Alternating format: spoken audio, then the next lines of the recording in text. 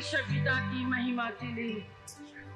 प्रभु Bible कहती है हर घराना यीशु के नाम से घुटना टेकता है तो स्वर्ग के परमेश्वर की महिमा होती है। प्रभु हम तो हारे हुए हैं पिता, एक बुरी आदत भी अपने आप नहीं छोड़ सकते, परंतु आज तो कितनी बुराइयों से आपने छुड़ा दिया। यीशु मेरा प्रभु है, यीशु मेरा प्रभु है। और इस स्थान से प्रभु हमेशा हमेशा आपको महिमा मिलती रहे, हमेशा आपको महिमा मिलती रहे। आइए अपने सालों में खड़े हो जाए। Oh thank you lord, thank you lord. Yeshu Masih भरोसा मेरा, भरोसा मेरा, तू ही सहारा है। Oh hallelujah lord. मुश्किल समय तू ही दिलासा सारे Thank you, Lord. Thank you, Lord. Thank you, Lord. Thank you, Lord. यीशु मसीह भरोसा मेरा, तू ही सहारा है मेरा। मुश्किल समय तू ही दिलासा सारे रहेगा।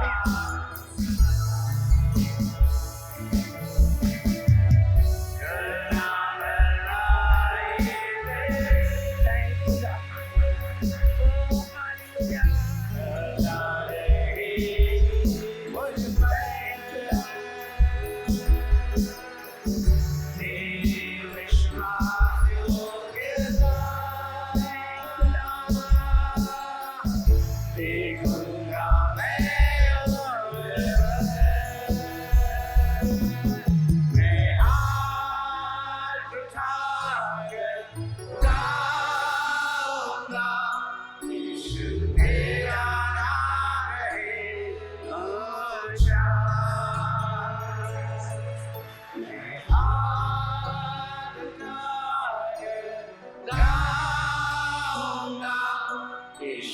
तेरा नाम है आजा।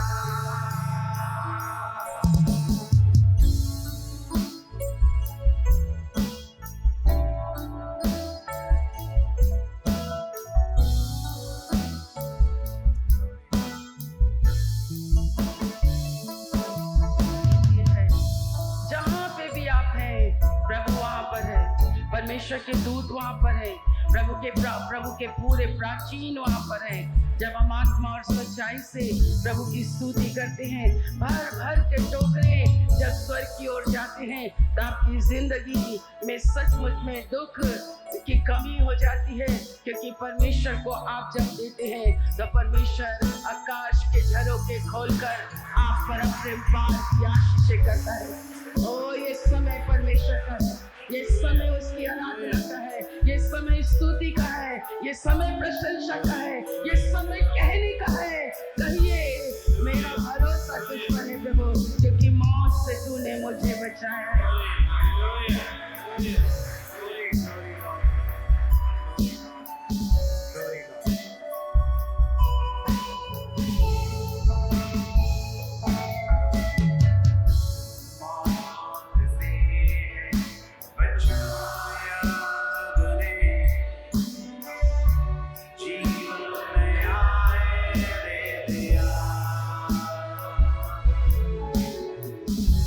नाम ले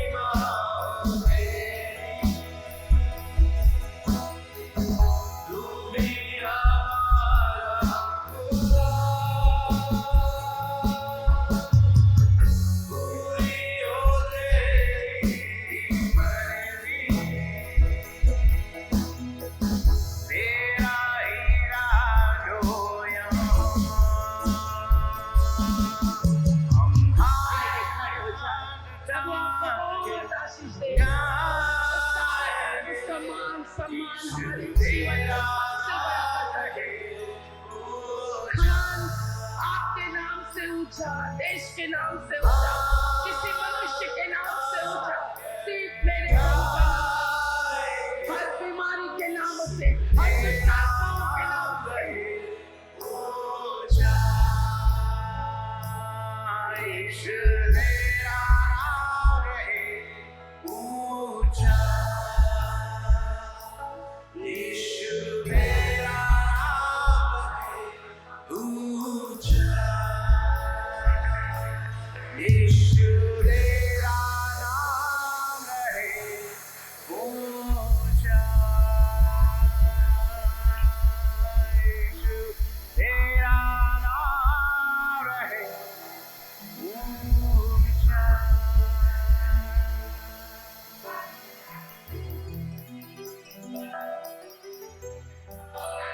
हालेलुया। कोई राष्ट्र का, किसी भी चीज का कोई नाम नहीं, सबसे ज्यादा नाम है तेरा नाम। ओ हालेलुया, हालेलुया। क्या आप तैयार हैं उस नाम को ऊंचे पर उठाएं? जितना अधिक आप उसके नाम को ऊंचे पर उठाएंगे, बाइबल कहती है जब तुम मुझे ऊंचे पर उठाओगे तो तुम्हारी सारी बंधवाई को मैं खींच लूंगा और तुम्हें मैं आजाद कर दूंगा। Hallelujah, hallelujah. ओ प्रभु बहुत ही अच्छे हैं। Hallelujah Lord. नामों से ऊंचा है यीशु नाम, सब नामों से ऊंचा है यीशु नाम, सब नामों से ऊंचा है यीशु नाम, सब नामों से ऊंचा है यीशु नाम। स्वर्ग में धरती पर, धरती के नीचे पूरा कोई नाम नहीं है। स्वर्ग में धरती पर, धरती के नीचे पूरा कोई नाम नहीं है। सब नामों में ऊंचा है यीशु नाम, सब नामों में ऊंचा है यीशु नाम, सब नामों से ऊंचा है यीशु नाम, सब नामों से ऊंचा है यीशु नाम। स्वर्ग में धरती पर, धरती के नीचे दूजा कोई नाम नहीं है। स्वर्ग में धरती पर, धरती के नीचे दूजा कोई नाम नहीं है। हमको ताकत देता है यीशु नाम, हमको हिम्मत देता है यीशु नाम, हमको ताकत देता है यीशु नाम, हमको हिम्मत देता है यीशु नाम। स्वर्ग में धरती पर, धरती के नीचे दूजा कोई नाम नहीं है। स्वर्ग में धरती पर, धरती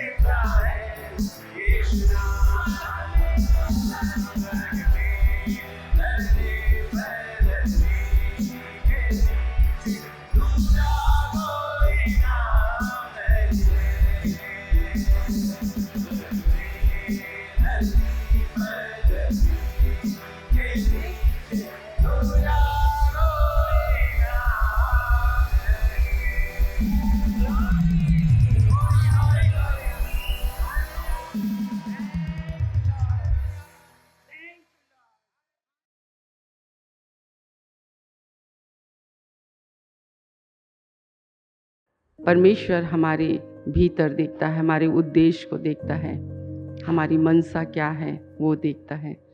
बहुत अच्छा है कि आप गलत शिक्षाओं से छूट जाएं। शिक्षा तो सही मिलती है, ठीक है, पर उसको गलत रीति से समझकर वैसा करना ये गलत है। और इसके पीछे पूरा लूसीफर का हाथ है, क्योंकि वही है जो नहीं चाहता है कि आप स्वर्ग जाएं, परमेश्वर का। इसलिए हम परमेश्वर का धन्यवाद करते हैं कि परमेश्वर की अगुवाई मिलना, हर रोज पवित्र आत्मा की अगुवाई में चलना। कोई चीज़ अगर आपके जीवन में रूटीन बन जाती है, फ्राइडे चर्च आना, मॉर्निंग उठना, मॉर्निंग प्रार्थना करना, बाइबल करना, ये करना, पर वो चीज़ें जब आपके जीवन में आपको खुद को, आप अपने आप को बदलते हुए नहीं देखते हैं, तो बहुत खतरनाक बात है। नए नियम की कलीसिया में अगर बदले हुए लोग नहीं हैं, परिवर्तित लोग नहीं हैं, आप जैसे हैं, जैसे थे और वैसे ही हैं, आपकी सोच वैसी है, आपकी नाप तौल ये ऐसी है, तो आप बहुत ही खतरा है आपका। क्योंकि मैं आरंभ से ही बता चुकी हूँ, लॉकडाउन में है, मुझे ऐसा लगा अब समय नहीं है लोगों को सिखाने का। अब तो जो आपने सीखा है उसी सीख में आप अपने आप को बढ़ाओ, तब तो तुम प्रभु यीशु मसीह की आमद पर स्वर्ग में उठा लिए जाओगे। और आज के दिन के लिए धन्यवाद कि आज ये दिन आप देख सके। प्रभु ने आपको खींच कर लाया है यहाँ पर। आपने अपने समय का सदुपयोग किया। आप घर में भी बैठ सकते थे, कहीं पे भी जा सकते थे, कोई भी काम आपको दिख सकता था, परंतु कैसे पहचाने जाते हैं कि एक आप आत्मिक मनुष्य हैं। एक आत्मिक मनुष्य, उसकी छुट्टी होती है, तो वो छुट्टी के दिन में अगर वो देखता है कि चर्च में एक्टिविटीज़ है, उपवास प्रार्थना है, बाइबल स्टडी है, तो वो पहले चर्च आता है, चर्च आ जाता है। वो चर्च में आता है, प्रभु के साथ रहता है, प्रभु के लोगों के साथ रहता है। वो प्रार्थना सभा होती है, उपवास प्रार्थना में होती है। कैसे आपको पता कि आप आत्मिक हैं? उपवास की प्रार्थना में आपकी उपस्थिति, प्रार्थना में आपको ये मालूम होता है कि हाँ, यहाँ पे प्रार्थना सभा चल रही है। सीखने के लिए आते हैं, सुनने के लिए आते हैं, बदलने के लिए आते हैं, प्रभु को देखने के लिए आते हैं। कैसे पता कि आप आत्मिक हैं? सब बातों से बढ़कर आप पहला स्थान परमेश्वर को देते हैं। आप भोर को उठ जाते हैं, आप प्रार्थना करते हैं, आप सप्ताह में एक दिन उपवास रहने की कोशिश करते हैं। कैसे मालूम पड़ेगा कि आप एक आत्मिक इंसान हैं? सुबह उठकर सबसे पहले आप अपने परमेश्वर से बातचीत करते हैं, बाइबल पढ़ते हैं, और उसके बाद अपना काम करते हैं। आप अपने काम में उसको आशीष मांगते हैं। आप अपनी बुद्धि समझ का सहारा नहीं लेते। कैसे मालूम पड़ेगा कि आप एक आत्मिक इंसान हैं? एक आत्मिक इंसान अपने समय का सदुपयोग बाइबल पढ़ने में, प्रभु की सेवा करने में, गवाही देने में, प्रार्थना करने में लगाता है। वो टीवी के सामने नहीं बैठेगा, व्यर्थ की पुस्तकें नहीं पढ़ेगा, व्यर्थ संगति में नहीं जाएगा। उसकी बातचीत संसारिक और शारीरिक नहीं होती है। वो परमेश्वर की ईश्वरीय धुन लगाए रखता है। वो कोशिश करता है कि मैं अपने परमेश्वर से कैसे खुश रहूं, अपने प्रभु को कैसे खुश रखूं।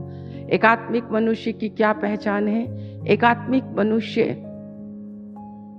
हर वक्त, हर समय अपनी इच्छा नहीं पूरी करता, अपनी बात नहीं रखता है। वो परमेश्वर की इच्छा में चलता है। वो कहता मेरी नहीं, मेरे परमेश्वर की इच्छा पूरी हो। समझ रहे हैं आप लोग? एक आत्मिक मनुष्य कोशिश करता है निस्वार्थ अपने परमेश्वर से प्रेम करना। हम चर्च इसलिए नहीं आते हैं कि वो मुझे आशीष देता है। हम चर्च हमें इसलिए आना चाहिए कि वो मेरा पिता है, मैं उसकी सृष्टि हूँ, उसने मुझे बनाया है, अपनी संगति के लिए बनाया है, उसके साथ रहने के लिए बनाया है, उसके साथ चलने के लिए बनाया है, उसकी उपस्थिति में उठने और बैठने के लिए बनाया है। Praise the Lord. कितने लोग आत्मिक मनुष्य बनना चाहते हैं? हम बैठेंगे। आप दो स्वामियों की सेवा नहीं कर सकते हैं। आप परमेश्वर और धन दोनों से प्रेम नहीं कर सकते हैं। इसलिए मैं ज़्यादा तो नहीं बताऊंगी जो दिखा है, परंतु जो बातें अंतिम समय की दिखी हैं, मैं वही बातें आपको बताऊंगी। और आज के मॉर्निंग प्रेयर में भी परमेश्वर ने, जब मैं वचन की स्टडी करती हूँ, बैठती हूँ, उसके चरणों में बैठती हूँ, मैं परमेश्वर जो मुझसे बोलता है मैं वही बोलती हूँ। आत्मिक मनुष्य के लिए 7 दिन, 7 पहर, 7 सब कुछ। आपको पता है दाऊद क्या कहता है? तेरी खरी और तेरी भली और तेरी सत्य निष्ठा व्यवस्था के कारण मैं 7 बार तेरी स्तुति करता हूँ। जब हम शारीरिक आशीषों के लिए परमेश्वर का धन्यवाद करते हैं तो बहुत जल्दी आपकी वो चीज़ें टूटेंगी, पुरानी हो जाएंगी, आपसे अच्छा कोई आपके पास ले आएगा तो आपका आनंद जो है वो कम हो जाता है। मैंने देखा संसार में लोगों के पास सब कुछ है, कोई कमी नहीं है उनके पास, परंतु वो खुश नहीं रहते हैं, वो आनंदित नहीं है, वो सो नहीं पाते हैं, उनके घर में कुछ भी नहीं है। आप इस 5वें महीने में आप परमेश्वर की आत्मा के द्वारा आप समझ जाइए कि संसार का धन से आप बहुत माला माल हो गए हैं, पर ईश्वर रूपी धन अगर आपके पास नहीं है तो वो धन आपको, आपके बाल बच्चों को, आपके भाई बहनों को, आपके रिश्ते और नातों को कभी नहीं बचा सकता। पर अगर ईश्वर रूपी धन आपके पास है तो वो ईश्वर रूपी धन आपके परिवार को बचा सकता है, आपको बचा सकता है, आपके भाई को बचा सकता है, क्योंकि धन नहीं बचाता है, परंतु सच्चा धर्म जो यीशु मसीह है वो आपको और मुझको बचा सकता है। समझ में आता है आपको? जब ये अच्छी बातें, अनमोल वचन आपको दी जाती है तो आपको अच्छा लगता है, आपकी बुद्धि खुलती है, आपका ज्ञान खुलता है, कान खुलते हैं, क्योंकि शैतान आपको अनमोल बातों से हटाता है। जैसे उसने हवा से कहा, नहीं तुम नहीं मरोगे। उसने परमेश्वर की बातों को हवा को बताया, नहीं तुम नहीं मरोगे। वहां पर हवा को परमेश्वर ने कहा, आदम जिस दिन तू ये फल को खाएगा उस दिन तू मर जाएगा। प्रभु ने कहा। बाइबल आत्मिक बातें करती है, वहां पर साफ नहीं लिखा। हिंदी ट्रांसलेटरों ने क्या लिखा, उस समय तो हिंदी नहीं थी, उस समय इंग्लिश नहीं थी।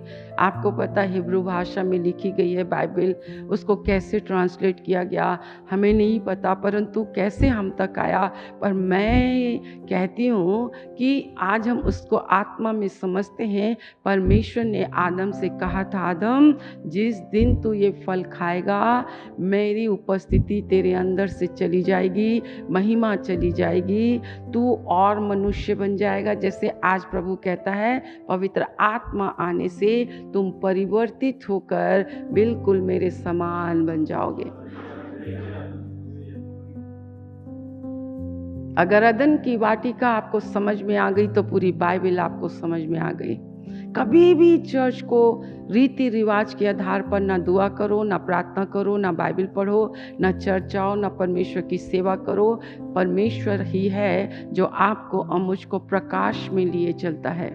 वो हमें प्रकाश देता है, हमारे मन के अंधकार को दूर करता है, हमारे मन की मूर्खता को दूर करता है। और जब हम वचन को अच्छी रीति से समझ जाते हैं, आपकी प्रार्थना बदल जाती है, आपकी इबादत बदल जाती है, आपकी उपासना बदल जाती है, आपकी आराधना बदल जाती है।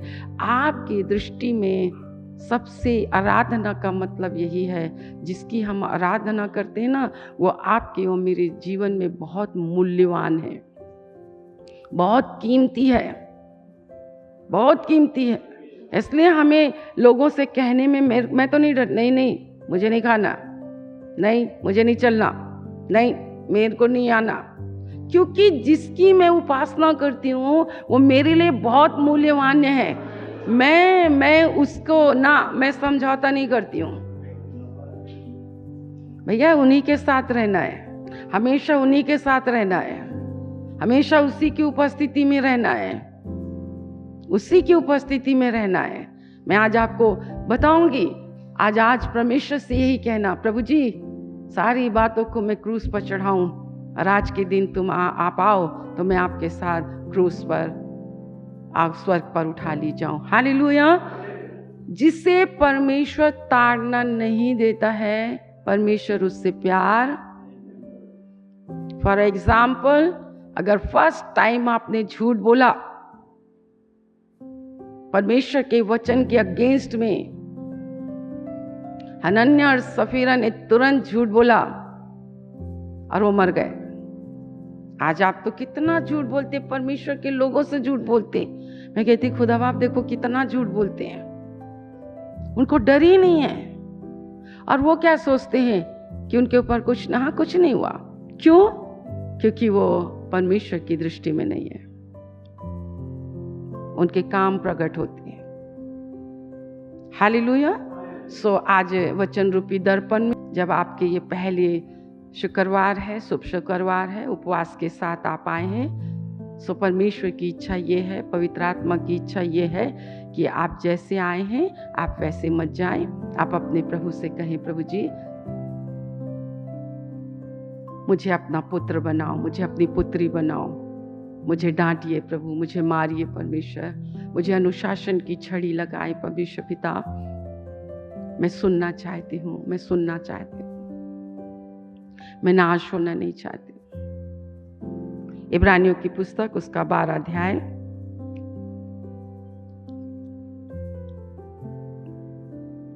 मैं पढ़ती हूँ, आप लोग बहुत ध्यान से सुनना, सब निकाल लेंगे। इब्रानियों की पुस्तक उसका 12वां अध्याय नए नियम की पुस्तक है, पृष्ठ 314 314 नए नियम की पुस्तक है।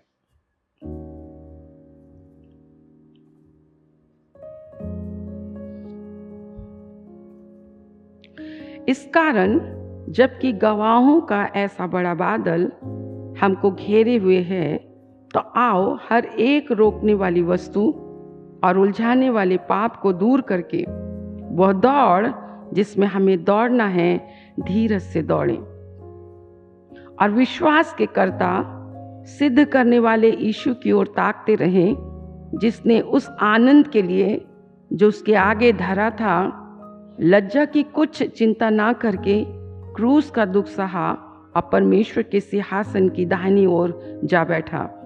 इसलिए उस पर ध्यान करो जिसने अपने विरोध में पापियों का इतना विरोध सह लिया कि तुम निराश होकर साहस ना छोड़ दो। तुमने पाप से लड़ते हुए उससे ऐसी मुठभेड़ नहीं की कि तुम्हारा लहू बहा हो, और तुम उस उपदेश को जो तुमको पुत्रों के समान दिया जाता है भूल गए हो। बोलो, तुम उस उपदेश को जो तुमको पुत्रों के समान दिया जाता है भूल गए हो, भूल गए हो। तुम उस उपदेश को जो तुमको पुत्रों के समान दिया जाता है भूल गए हो। तो जब हम भूल जाते हैं तो हमें ताड़ना नहीं मिलती है, तो आप क्या होते चले जाएंगे? कठोर होते चले जाएंगे, अनाज्ञाकारी होते चले जाएंगे। इबादत करेंगे, चर्च आएंगे, स्तुति करेंगे, गीत गाएंगे, सेवा करेंगे, पर विदाउट वचन, आज्ञाकारिता उसमें नहीं। तभी तो आप लोग सिर्फ अपनी बात करते हो, बहस करना, विवाद करना, कोई किसी की सुनता ही नहीं, कोई किसी की। अरे जब आप किसी की सुनोगे नहीं तो क्या आप काम कर सकोगे? हेलो, अगर आप किसी की सुनोगे नहीं तो क्या काम कर पाओगे? अपनी ही बात रखना, अपनी ही बात रखना। अच्छा, कई लोगों का क्या स्वभाव होता है, आप उनको हाँ बोलो तो नहीं बोलते हैं, नहीं बोलो तो हाँ बोलते हैं। नहीं करना, नहीं हम करेंगे ना, मत भेजना, हम भेजेंगे। वो उनको सेंस ही नहीं है। ऐसे लोगों को ना सेंस नहीं होता कि वो क्या करते हैं, क्या बोलते हैं। और कलीसिया में ऐसे लोगों को परमेश्वर कभी इस्तेमाल नहीं करता है। सेंस नहीं है उनको, जिद है, अपनी बात को मनवाना है, अपनी बात करना है। इसलिए इस 5वें महीने में ये आदत हमारी कैसे बन गई, हम रिचुअल कैसे बन गए, हम रीति रिवाज वाले कैसे बन गए, हम रीति रिवाज के आधार पर बाइबल पढ़ने वाले, चर्च आने वाले कैसे बन गए।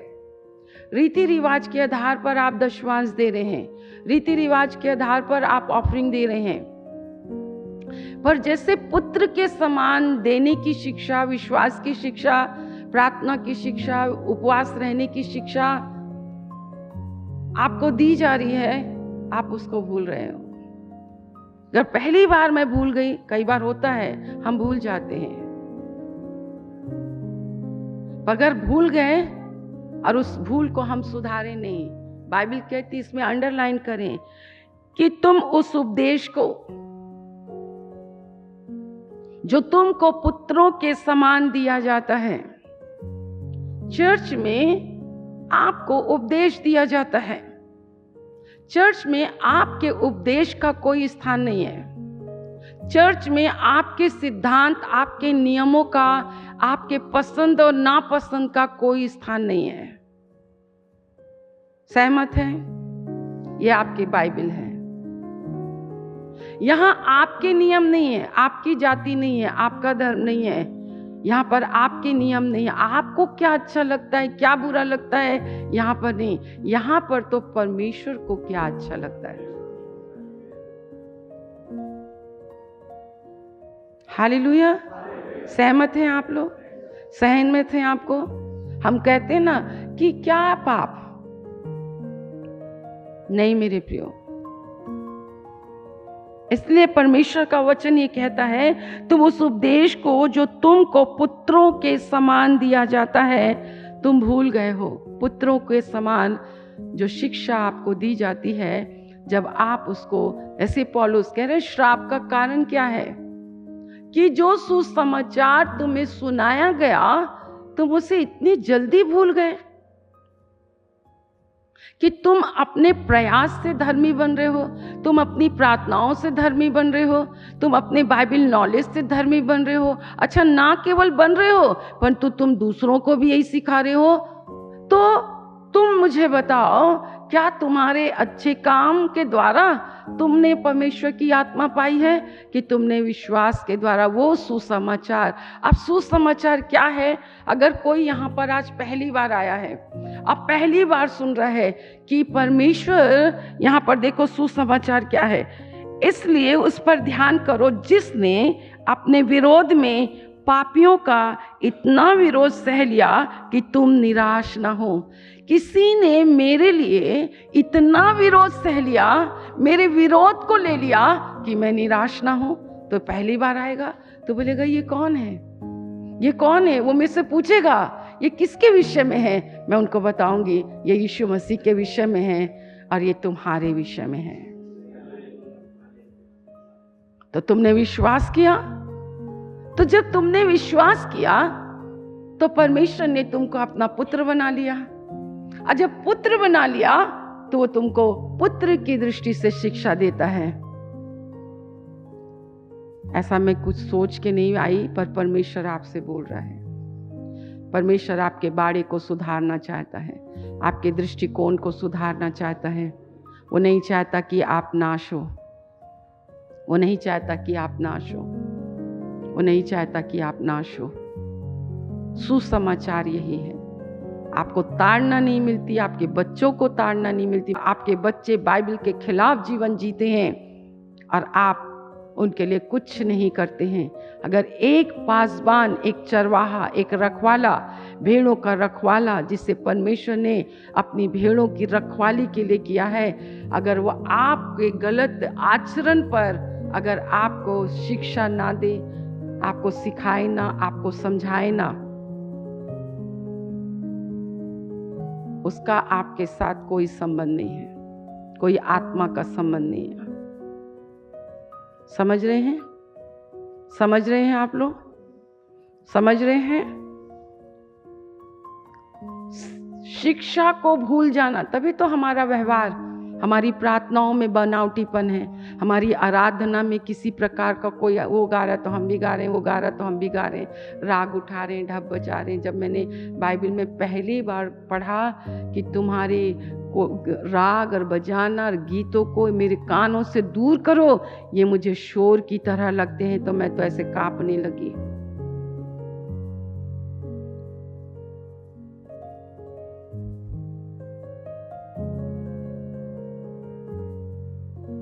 परमेश्वर का वचन है, जिसे वो प्यार करता है उसको वो ताड़ना देता है।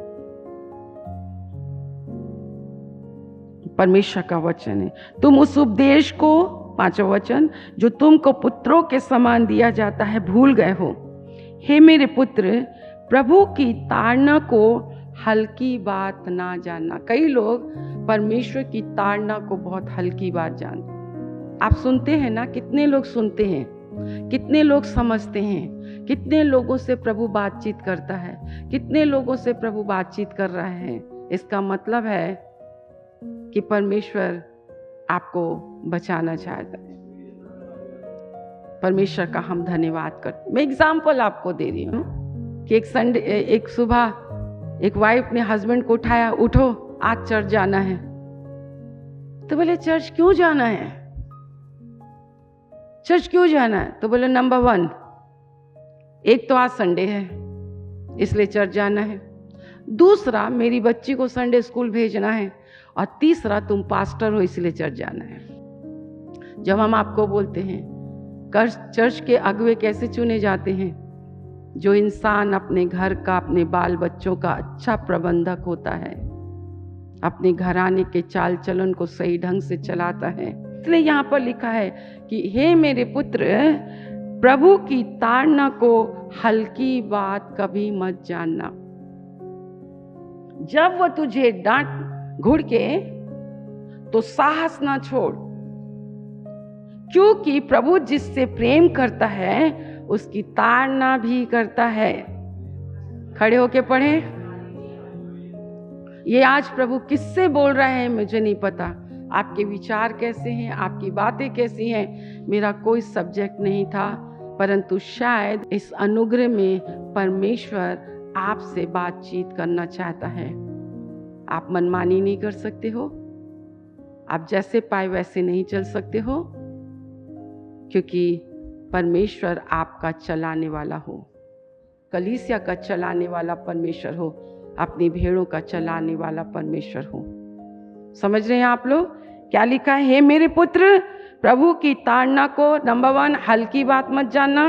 दूसरा, जब वो उसको घुड़के तो तेरा साहस कभी कम ना हो, क्योंकि प्रभु जिससे प्यार करता है उसकी ताड़ना भी करता है, जिससे पुत्र बना लेता है उसको, जिसको पुत्र बनाता है उसको क्या लगाता है? कोड़े। तो कौन सा कोड़ा? ये कोड़ा बैठेंगे, हंटर वाला कोड़ा। क्या अब निकल गए हैं ना? ऐसे ना समझ है कि निकाला हंटर और अपने बच्चों को लगाना शुरू कर दिया। वो हंटर की बात नहीं कहते हैं। ऐसे कठोर कठोर वचन परमेश्वर आपको करेगा। ऐसी ऐसी कठिन कठिन परिस्थितियां खुदा आपके सामने खड़ा करेगा।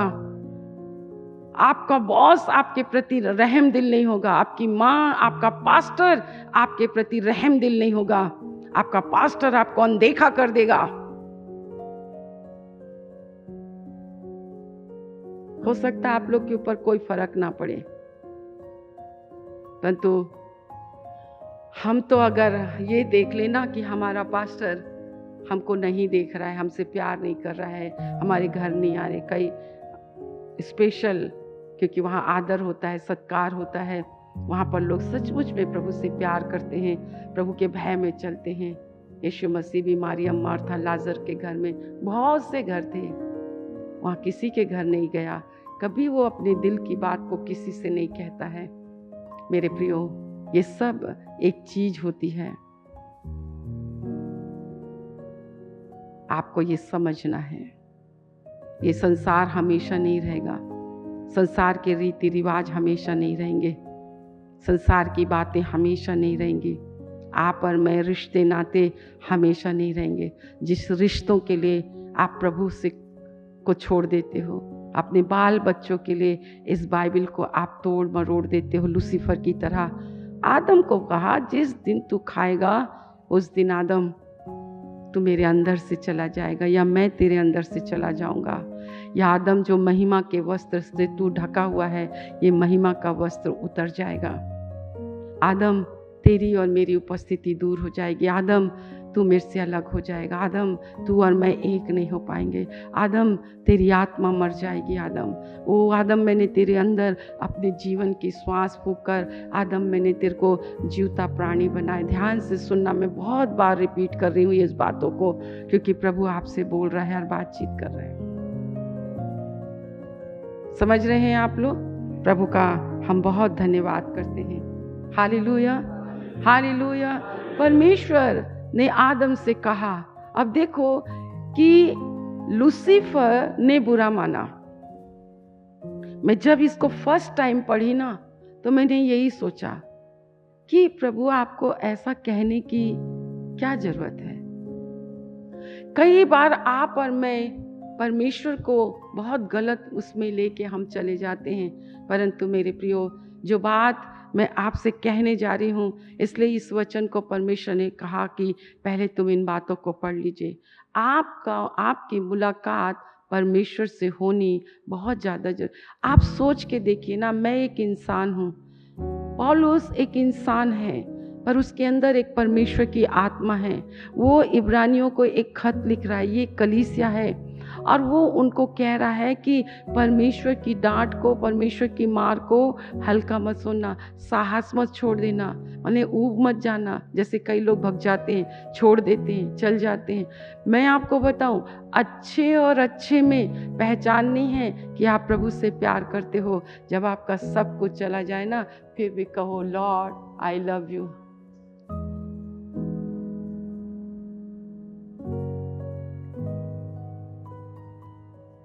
अब इस समय आ गया है, आप परखे जाने पर हो। समय आ गया है, आपकी परीक्षा होगी। दूध का दूध और पानी का पानी हो जाएगा। परमेश्वर का वचन लिखा है, जिसे वो पुत्र बना लेता है उसको कोड़े भी लगाता है। 7 वचन लिखा है, तुम दुख को ताड़ना समझकर सह लो। सब बोले जो दुख उठा रहे हैं, बोले दुख को ताड़ना समझकर सह लो। तुम दुख को ताड़ना समझ के सह लो।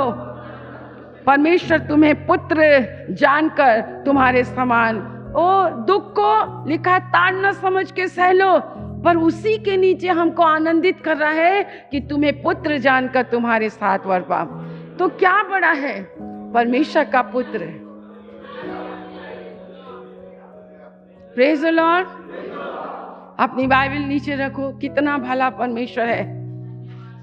तेरी भला